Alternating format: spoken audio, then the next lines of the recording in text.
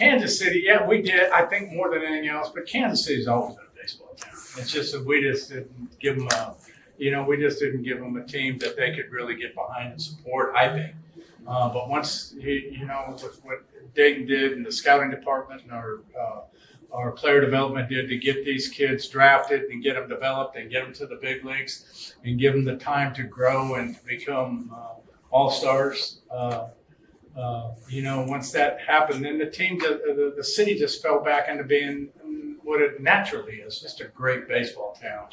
And understanding, and I'm really happy to see the Royals doing so well right now because it's giving our fans again another boost and more excitement every single day. You saw Salvi in this young, and you're still now performing at a high level. Just what did you just see again 10 years ago? Salvi now Doesn't surprise me a bit. Salvi works. He's like Alex Gordon. He works diligently to stay in shape 12 months a year. I mean, he's the hardest worker. Him and Alex were two of the hardest workers that I've ever seen during the season and two of the hardest workers that I've ever seen during the off season. So, it's not an accident that Salvi's still performing at a high level. He works extremely hard at it to be able to do that. Anything you saw in the games that you're like, I wish I would have done this or anything? Yeah, no, nothing. There's, at the end of 14, I sat back and kind of looked at it all, and I mean, I had as a manager, I had every matchup that I wanted, everything that we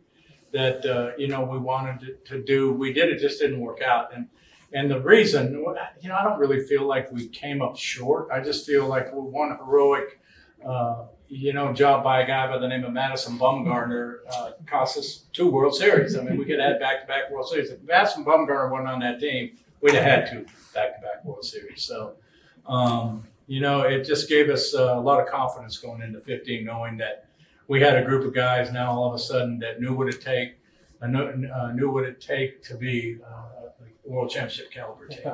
Any advice for Matt Caprero and the guys going forward? No, I mean, they're doing great. They're doing it, again, we go back to that 2.5-year mark, and like I told Matt last year and Mr. Sherman, look, it's going to take time. These guys are going to grow and they're going to develop and they're going to be the players that you think they are, but it's going to take them time.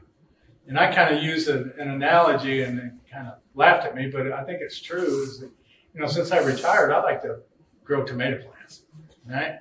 So I plant all my tomatoes and I'll sit out there and I weed every day and I water them and I take care of them and I make sure that they're all doing fine and make sure that they got enough fertilizer. But no matter how hard I try, I can't walk out there in my garden and start screaming at the tomatoes. I want tomatoes now. Let's go. I don't want them now. Come on, let's go. I want tomatoes now. No, the tomatoes are going to be tomatoes when they're tomatoes. The same way with players.